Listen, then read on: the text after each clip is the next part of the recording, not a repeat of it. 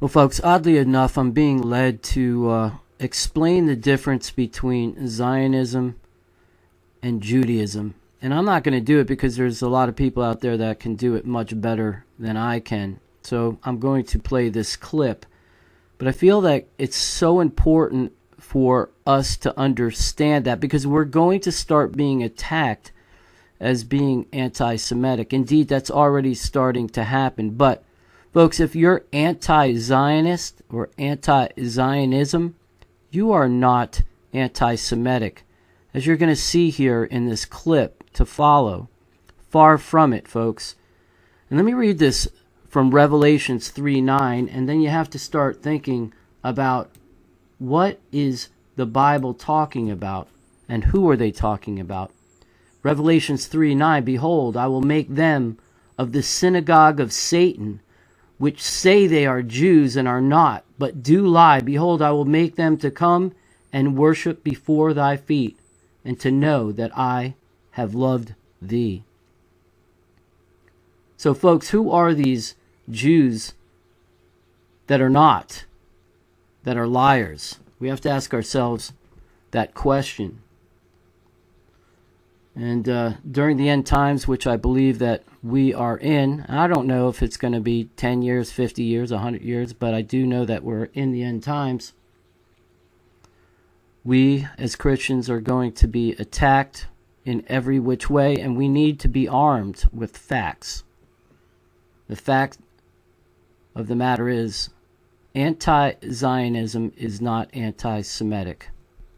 Tell your friends. God bless you, folks. Take care. We'll talk to you soon. Judaism is a religion, a spirituality to serve God, thousands of years old. Zionism is only around 100 years old. It is the transformation from religion to nationalism, to materialism, created by non-religious Jews who hated the religion. And they really didn't want Judaism. They didn't even want to make their state in Palestine, only in Uganda at the first meetings.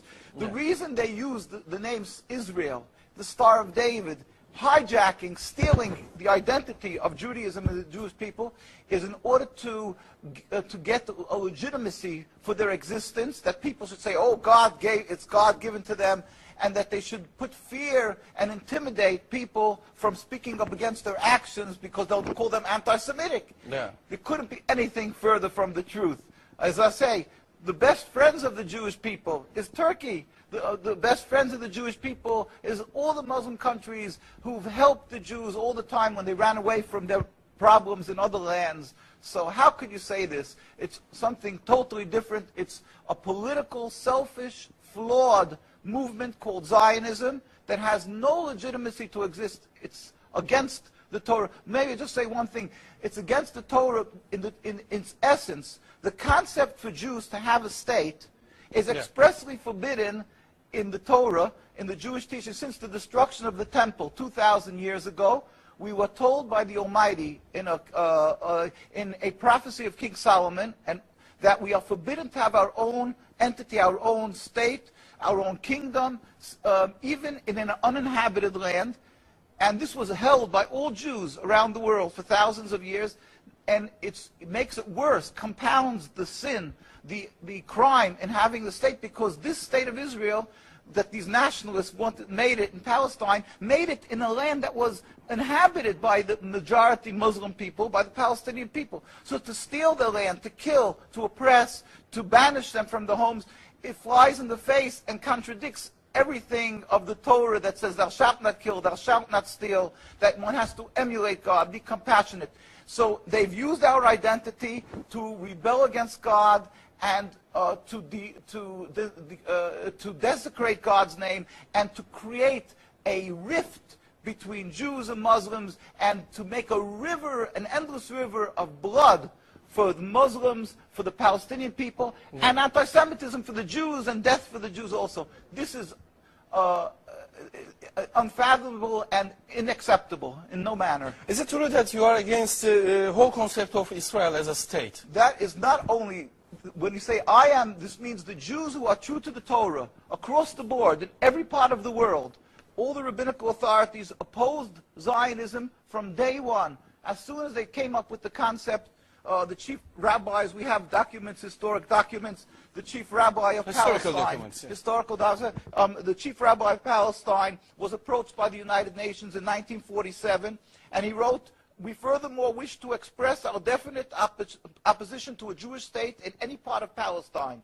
And this was in 1947, July. And then 3 months later, they saw that they're being ignored by the United Nations. Yeah. And so he sent another letter to the Secretary General in Lake Success, and he said, "We plead with you, at least leave us to the Secretary General. The Jewish Orthodox community, comprising 60,000 souls in Jerusalem, objects to the plea of including Jerusalem in the Jewish state that they want to create.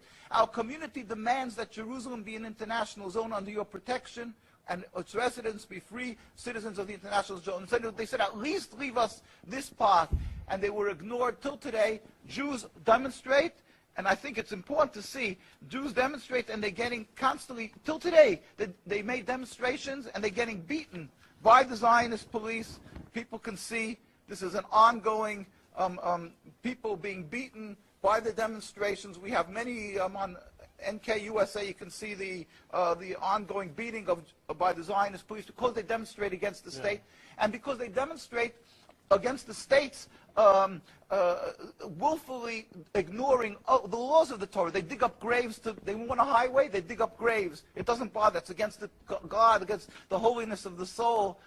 Muslim countries, they don't do that. Muslim countries respect the Jewish graves. They dig up graves now of thousands of years old, and because they don't believe in the soul, they don't believe in God. Yeah. And what they're doing to the people in Gaza and Palestine is because they've taken God out of the equation.